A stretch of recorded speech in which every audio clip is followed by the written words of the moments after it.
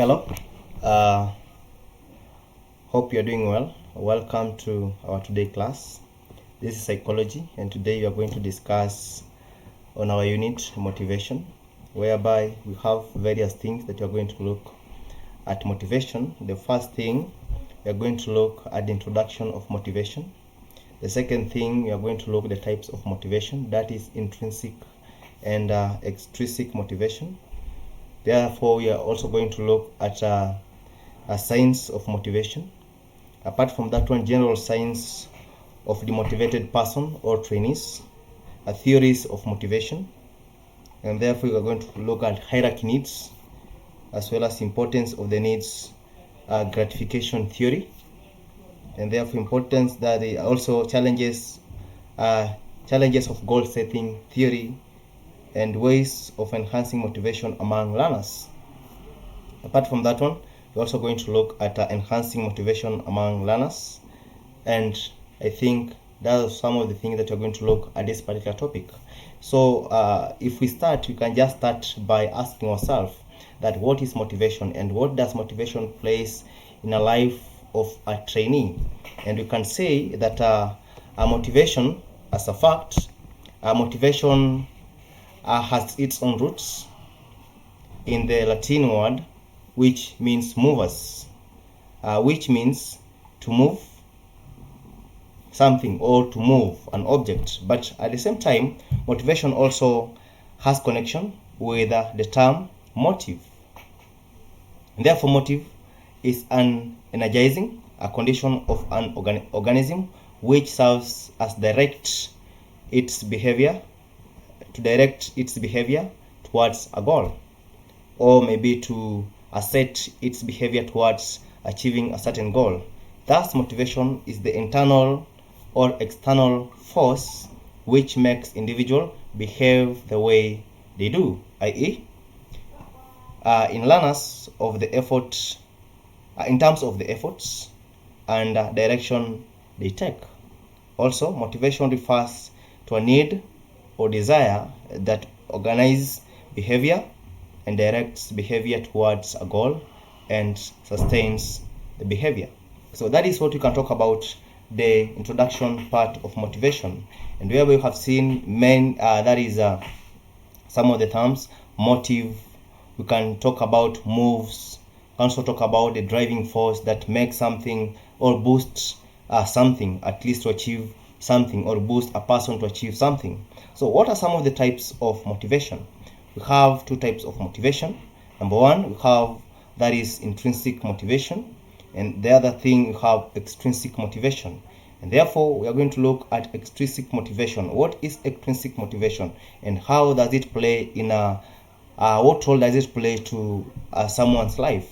So we talk about extrinsic motivation. We are going to say this is behaving in a particular way because of external forces such as fear or failure, peer pressure, reward, social scrutiny, etc. So these are forces that are forces that affect an individual externally, and they drive you towards achieving something. For example, you fear to fail, so at the end of the day you're going to work hard so that you achieve a certain goal or success so that you won't fail. Or maybe pressure from your colleagues, they can also boost you so that maybe you motivate yourself so that you can be able to keep yourself in their status cover.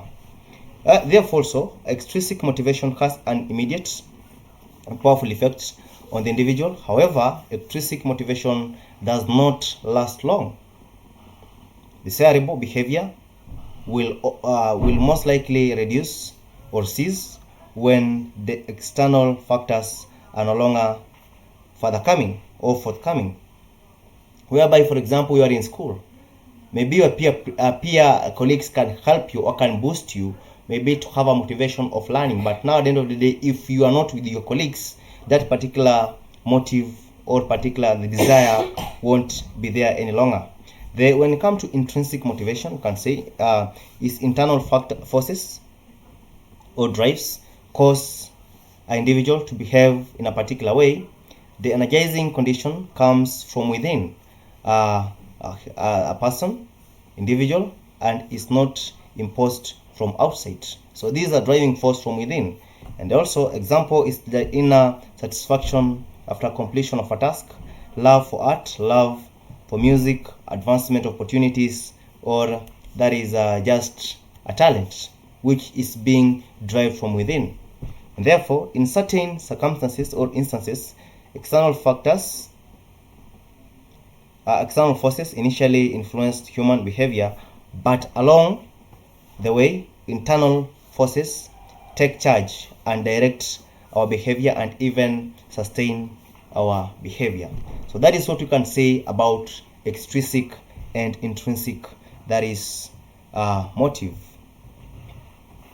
What are some of the signs now of motives? Signs of motives. Signs of motives can be able to see various things, and you can be able to see, if you see these things, it means that someone has a motive to do something. So whereby you have cooperation in overcoming a problem, by someone is able to cooperate in overcoming a problem, a situation, or maybe a behavior. Number two, you have willingness to accept a responsibility. For example, as a leader, you have to motivate yourself and be able to at least to accept a responsibility. Number three, we have commitment in doing what one is engaged in, and therefore we also have giving extra time or putting in extra time in whatever thing you're doing, so that can be able to achieve your end goal. And the other point you can also talk about is high performance and results being consistently achieved, and therefore enthusiasm and determination to succeed. You have that particular spirit of succeeding, and at the end of the day, those are some of the maybe signs of a motivated person. General signs of the motivated person. What are some of the signs that you can see and they'll tell you that this person is demotivated? Number one, we have too many complaints and never willing to suggest possible solutions. People keep on just complaining. Therefore, poor timekeeping, avoid duty, avoid responsibility. These are some of the people that will never be motivated or have never been motivated. And therefore, we have lack of cooperation in solving problems. This person cannot take part in cooperating with others to solve a certain problem, and therefore also have lack of cooperation, apathy, indifferences, and lack of interest in doing something. Therefore, also have seizing the slightest opportunity to avoid any task, and giving excuses to avoid learning. And lastly, resisting change always for the sake of it, because you fear change. At the end of the day, this one, it will also help you, or maybe it can also be a sign of a demotivated person. So talk about theories of motivation. Theories of motivation, we have that is needs gratification theory of motivation, whereby this theory was advocated by Abraham Maslow in 1954 and focuses on human needs, whereby what's a need? A need is the internal imbalance which occurs when we are deprived of something. Needs refers to state of deprivation, absence of anything the person requires or things he requires his overall over his overall well-being. So that is a need. And according to that is Maslow, have some of the things that he was able to brought on board. Number one, that is unsatisfied needs, energizing behavior, and therefore we have also unsatisfied needs cause a state of resistance, a state of disequilibrium. Imbalance does not end until the prevailing need is satisfied.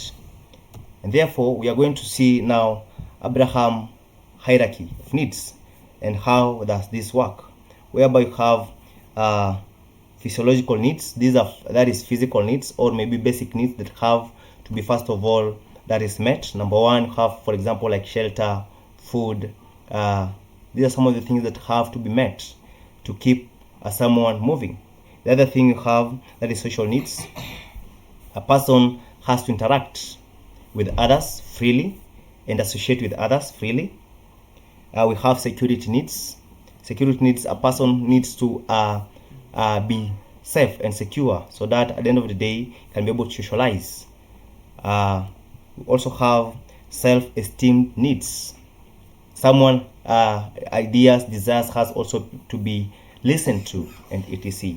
So these are some of the just basic things that Abraham, that is Maslow, was talked about, or when you have talk about the Maslow hierarchy needs, those are some of the things that can be able to consider. So what are some of the importance of the needs gratification theory? Number one, need deprive human behavior. Needs deprive human behavior, whereby therefore it is important to try and establish people needs in order to understand why they act the way they do. The other thing, appreciate all things done well. It helps to improve one view of themselves. It leads to better performance. Therefore, number three, behavior is complex and may originate from different needs. And the other things that work environment can be originated to motivate the workers to perform well, adequate ventilation, lighting, etc. So that is an working environment can also help people to work well. And the other thing is that individual self-esteem is an important aspect in their behavior or performance. Avoid to ridicule or ego bashing, even when the people or person is on the wrong. So that also can be able to motivate a worker at the workplace. So what are some of the challenges of goal setting theory? Challenges of goal setting theory have very difficult and complex goal stimulate risker behavior. And number two, if the employee lacks skills and competence to perform actions essential for goals, when the goal setting can fail and leads to undermining the performance. So you as an employer, you have to understand the needs of an employee, or maybe you as a trainer, you also need to understand the needs of a trainer, so that can be able to understand the weak areas and areas of opportunities to boost this particular trainee, to motivate him or her to do well, so that he or she may not end up losing hope along the way. The other thing is that at times the organization goals are in conflict with the manager's goals, whereby goal conflicts has detrimental effects on the performance. So at the end of the day, you as a trainer, you should always focus on fulfilling first of all organizational goal before you fulfill personal goals or individual goals. The other thing is that there is no evidence to prove that goal setting improves job satisfaction. So those are some of the challenges that can be able to affect that is goal setting theory. Now, ways to enhance motivation among learners. Number one, have teacher should create a positive learning environment. The other thing is that arouse learners curiosity about a lesson by use of instruction that are interesting and involving them in your session. The other thing, provide plenty of models, samples, and examples so that learners know what to do, and therefore make success possible. Begins each assignment with the easier materials, questions, etc., which one it creates confidence, and also it creates a motive, or maybe it boosts the trainees confidence and that is capacity to do well. So enhancing motivation among learners, still you have recognized the and praise effort, so that you praise those particular people who have performed well to enhance them do better, and offer encouraging focused feedback as well as general praise to encourage learners to work with focus, and then give clear written and verbal directions so that learners can find it easy to stay on task. And the other thing, a teacher should take time to set goals with your trainees. Give learners practical that is reasons for wanting to do their work or to perform well. And therefore lastly, we have that is a teacher should think highly about their students, and then spend a few minutes at the start of the lesson on recapping whatever you had already discussed on your previous session.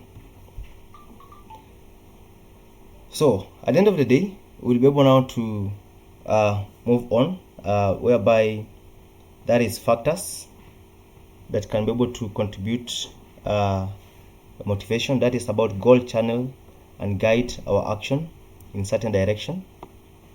And the other thing is that there is need for participation and commitment of individual in goal setting. They also have the more specific and difficult goal, the more the energy directed towards its achievement, whereby if the task is so huge, more effort should also be directed towards it. Therefore, accepting for set goals by individuals, learners, and commitment to pursue them is critical. Lastly, feedback on performance enhances the process. We also have, based on that one, do some of the characteristics, as well as feature the individual must be aware of the set goals, both the trainer and the trainee, and therefore individuals should have clear understanding of what action are required to the goals. And we have goal setting focuses on individual attention on a particular task or objectives. So those are some of the things that can be able to talk about whenever we talk about features or characteristics of goal setting. So considering the importance of needs gratification, importance, we can talk about individual self-esteem. Education is a result oriented discipline, hence education managers should set goals for the institution to address needs of the learners and teachers. Therefore, all the stakeholders need to set goals and agree on what they want to achieve.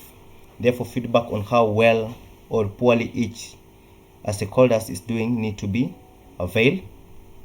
And also, individual self-esteem is an important aspect on their behavior or performance, whereby you should avoid to ridicule or maybe to ego bashing, even if trainees or maybe trainers are on the wrong. Therefore, organize the environment to encourage self-actualization, and then self-actualization should be individualized to cater for individual differences. So I believe that is what we had to discuss for today. I thank you, and we'll meet in our next session. Have a good day.